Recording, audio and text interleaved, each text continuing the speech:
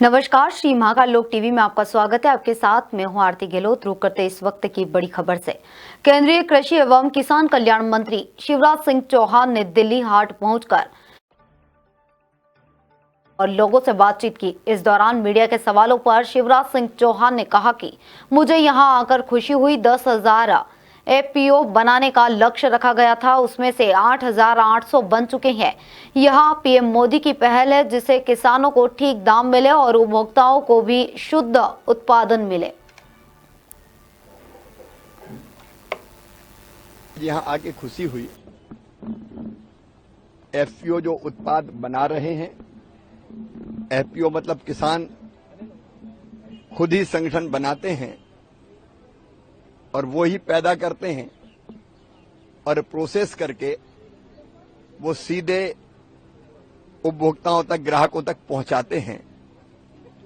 जब ये अलग अलग करते हैं तो मार्जिनल और स्मॉल फार्मर्स को दिक्कत होती है, पूंजी का भी अभाव होता है, अकेले सारे काम नहीं कर पाते और इसलिए किसानों का संगठन जो उत्पादन, प्रोसेसिंग, पैकेजिंग और बेचने का सब काम करता है। 10,000 एफपीओ बनाने का टारगेट रखा था, उसमें से 8,800 के करीब बन चुके हैं और प्रधानमंत्री मोदी जी की पहल पर कि उपभोक्ता को भी सस्ता मिल जाए और किसान पैदा भी करें, प्रोसेस भी करें और उनको भी ठीक दाम मिल जाए और शुद्ध उत्पाद भी लोगों तक पहुंचे। और अगर जरूरत पड़ती है किसी आदान की, बीज की, खाद की और किसी जरूरत की, तो अकेले को ना भागना पड़े किसान को, सामूहिक रूप से एफपीओ ही इस व्यवस्था को कर दे। मुझे आज 55 एफपीओ के लोग आए हैं। मैं आपके साथ लगभग हर स्टॉल पर गया हूं और मुझे खुशी है कि एफपीओज का आंदोलन अब गति पकड़ रहा है। एक तो शुद्ध उत्पाद, मेहनत से बनाए हुए, खुद की प्रोसेसिंग और खुद बेच रहे हैं। हर एक ने अपना टर्नओवर बताया, किसी का 1 करोड़, किसी का 50 लाख, जिन्हें अभी शुरू किया है तो कोई 5-10 लाख का भी है और उनको ऑनलाइन ऑर्डर भी अब मिल रहे हैं। मैं मानता हूं कि कृषि के क्षेत्र में अगर क्रांति लानी है और किसानों की आय तेजी से बढ़ानी है तो इस तरह के प्रयत्न एफपीओ के माध्यम से उत्पाद करना, प्रोसेस करना और बेचना निश्चित तौर पर एक तरफ उपभोक्ता को, ग्राहक को भी फायदा देंगे और दूसरी तरफ किसानों की आय भी बढ़ेगी। मैं किसानों के इस प्रयास और एफपीओज के इस प्रयास का अभिनंदन करता हूं। कुछ सुझाव जरूर आए, जैसे अभी कई एफपीओज जब उनको पूंजी की जरूरत पड़ती है तो उनको प्राइवेट जो लोन देने वाले हैं उन संस्थाओं के पास जाना पड़ता है, जिसकी ब्याज की दरें थोड़ी अधिक होती है। कुछ लोगों ने ये बताया कि इंफ्रा के लिए अगर कुछ और उनको सहायता मिल जाए, सहायता मीन्स लोन ही मिल जाए, तो हम लोगों ने सुझाया कि एग्रो इंफ्रा फंड से वो पैसे ले सकते हैं। प्रोसेसिंग के लिए और लोन मिल सकता है आसानी से। छत्तीसगढ़ बिजली बिल में बढ़ोतरी के खिलाफ लालटेन लेकर के पूर्व सीएम भूपेश बघेल और प्रदेश अध्यक्ष दीपक बैज ने विरोध प्रदर्शन। इस दौरान भूपेश बघेल ने कहा है कि आधे भारत को छत्तीसगढ़ से कोयले की आपूर्ति होती है, लेकिन छत्तीसगढ़ में ही बिजली कटौती हो रही है। छत्तीसगढ़ में बिजली का बिल आसपास के राज्यों से ज्यादा है। किसान, आम उपभोक्ता, व्यापारी, हर कोई परेशान है। बिजली कटौती हो रही है और बिजली का बिल भी 1.5 गुना आ रहा है।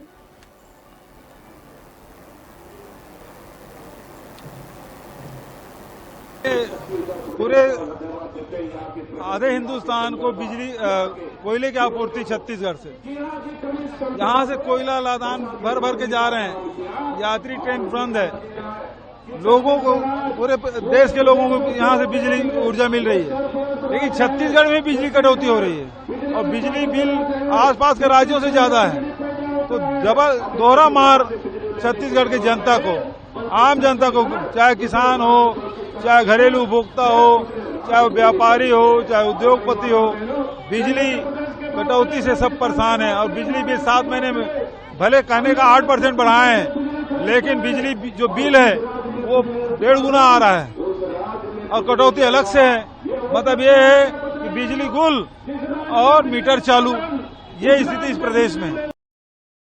नीट मामले में याचिकाकर्ता के वकील नरेंद्र हुड्डा ने मीडिया को बताया है कि कोर्ट ने सुनवाई के दौरान इस बात को मान लिया है कि पेपर लीक है। उन्होंने कहा, अगर पेपर लीक हुआ है तो यह देखना है कि उसका प्रभाव कहां तक हुआ।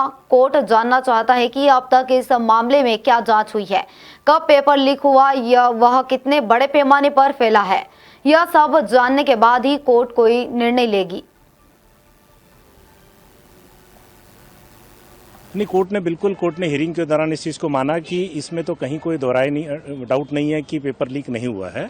इस पर यूनियन ऑफ इंडिया की तरफ से थोड़ा इतराज़ था, पर कोर्ट ने कहा कि ये तो वेल नोन फैक्ट है कि जो पेपर लीक हुआ है, और अगर पेपर लीक हुआ है तो सिर्फ ये देखना है कि उसका इफेक्ट कहाँ तक पहुँचा गया है, क्या दोबारा रीटेस्ट की जरूरत है, या कुछ बच्चों का अगर आइडेंटिफाई कर पाए तो कुछ लोगों का एक लिमिटेड लेवल पर टेस्ट कराया जा सके। इधर जम्मू कश्मीर के कुलगाम में हुए आतंकी मुठभेड़ पर दक्षिण कश्मीर के डीआईजी जावेद अहमद मट्टू ने कहा है कि 6 जुलाई को शुरू हुआ संयुक्त अभियान 7 जुलाई को समाप्त हुआ। इस अभियान में 2 आतंकी मारे गए हैं, उसमें से एक आदिल, उसके खिलाफ कई एफआईआर दर्ज थी। दूसरी मुठभेड़ चिनीगाम इलाके में हुई है, वहां 4 आतंकवादी मारे गए। इस मुठभेड़ के दौरान बड़ी संख्या में हथियार और गोला बारूद बरामद किए गए।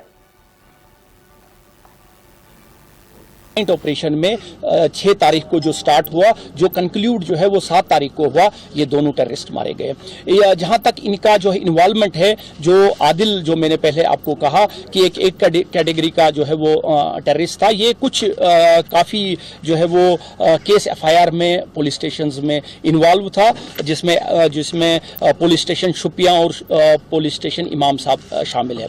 जहां तक दूसरे एनकाउंटर का सवाल है, जो कि मैंने आपको बताया कि चीनी गांव फिसल का इलाका है, यारीपोरा की हदूद में है पुलिस स्टेशन में, वहां पे भी ये एनकाउंटर जो है ऑन स्पेसिफिक जो है वो इंफॉर्मेशन के बाद जो है वो स्टार्ट हुआ, और यहाँ पे 4 जो है वो टेररिस्ट जो है मारे गए।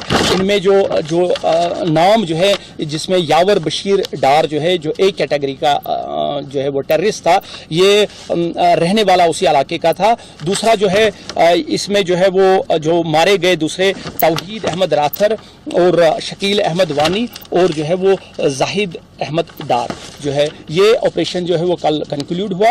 तो ये जो है वो आपको जो है इस एनकाउंटर के इन दोनों में जो है वो एफआईआर रजिस्टर हुआ है।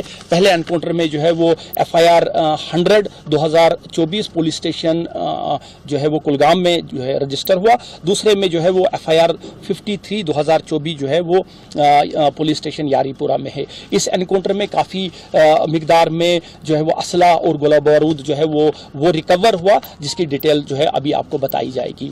इसके अलावा जो है मैं आपको बताऊं कि इन दोनों जगहों पे जो है वो टेररिस्ट ने जो है वो हाइड आउट बनाई हुई थी। पहला जो घर था वो जो है वो यावर अली डार का घर था, तो वहाँ पे एक हाइड थी घर में, जहाँ पे जिस हाइड का जो है वो टेररिस्ट कई महीनों से उसका इस्तेमाल करते थे। इसी तरह से चीनी गांव भी एक जो है वो हाइड के तौर पर इस्तेमाल की गई थी। जो ये जो है चीनी गांव का जो इलाका है, उसमें एक मुश्ताक अहमद भट्ट है, अकबर अली का बेटा, उसने जो है वो एक मेसन का काम करता है, जिसने अपने घर में एक कंक्रीट और बड़ी सोफिस्टिकेटेड जो है वो हाइड बनाई हुई थी, जिसमें जो है इनको जो है वो पनाह और कई महीनों से वो इसकी जो है वो इस हाइड का इस्तेमाल करते थे।